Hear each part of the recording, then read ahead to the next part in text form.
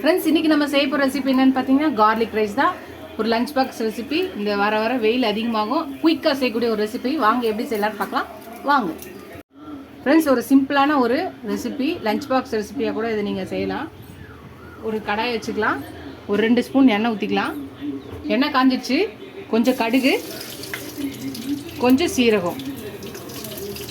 இப்போ பார்த்தீங்கன்னா பொடியாக நறுக்குன பூண்டு பல் ஒரு 15 பல்ல பொடியாக நறுக்கியிருக்கேன், இதையும் போட்டுக்கலாம். இது நல்லா வதக்கிக்கலாம். பூண்டு நல்லா வதங்கட்டும், ஒரு கோல்டன் ப்ரௌன் ஆகிற வரையும் வதக்கட்லாம். பூண்டு நல்லா வதங்கிடுச்சு. இப்போ பொடியாக நறுக்குன ஒரு வெங்காயத்தை ரொம்ப பொடியாக நறுக்கியிருக்கேன், அதையும் போட்டுக்கலாம்.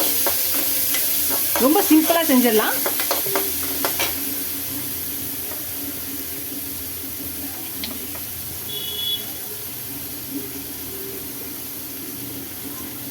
ஒரு ஸ்பூன் வந்து இஞ்சி பூண்டு பேஸ்ட் போட்டுக்கலாம்.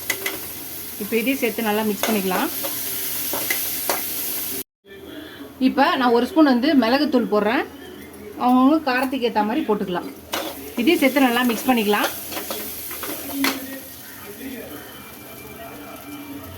ஒரு ஸ்பூன் சால்ட் போட்டுக்கலாம். இப்போ இதையும் சேர்த்து நல்லா மிக்ஸ் பண்ணிக்கலாம். அடுப்பை லோ ஃப்ளேமில் வச்சு பண்ணுங்கள், அடி பிடிச்சிக்க போகுது.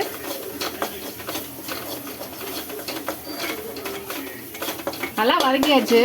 இப்போ பார்த்தீங்கன்னா நம்ம வடிச்சு அரைச்சு எந்த சாதம் வேணாலும் போட்டுக்கலாம். நான் இன்னைக்கு சாதத்தை வடித்து ஆற வச்சுருக்கேன், அதை போட்டுக்கலாம். இப்போ இதையும் சேர்த்து நல்லா மிக்ஸ் பண்ணிக்கலாம். அவ்வளோதான். உப்பு காரெலாம் செக் பண்ணிக்கோங்க. காரம் கம்மியாக இருந்துச்சுன்னா கொஞ்சம் பெப்பர் பவுடர் போட்டு இது பண்ணிக்கோங்க. உப்பு கம்மியாக இருந்தாலும் கொஞ்சம் போட்டு கிளறிக்கலாம். அவ்வளோதான், நம்மளோட சிம்பிளாக குயிக்காக செய்யக்கூடிய ஒரு கார்லிக் ரைஸ் ரெடி ஆயிடுச்சு.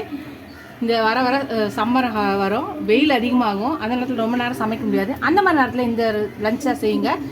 ஸ்கூல் லஞ்ச் பாக்ஸ்க்கோ இதை செஞ்சிடலாம் குயிக்காக. ட்ரை பண்ணி பாருங்கள். ஃபஸ்ட் டைம் என் சேனலுக்கு சப்ஸ்கிரைப் பண்ணிட்டு பாருங்கள். இதோட சப்ஸ்கிரைப் பண்ணால தேங்க்ஸ். எனக்கு என் சேனலுக்கு சப்போர்ட் பண்ணிங்கன்னு நினைக்கிறேன். நீங்கள் எவ்வளோ சப்ஸ்கிரைப் பண்ணி லைக் பண்ணி கமெண்ட் பண்ணுறீங்களோ அவ்வளோ இன்க்ரேஜிங்காக இருக்கும், சப்போர்ட்டிங்காக இருக்கும். இந்த மாதிரி புது ரெசிபிஸ் போட எனக்கு ரொம்ப ஹெல்ப்ஃபுல்லாக இருக்கும். எனக்கு என் சேனலுக்கு சப்போர்ட் பண்ணி நினைக்கிறேன். இதோட அடுத்த ரெசிபியில் பார்க்கலாம். Tata bye friends.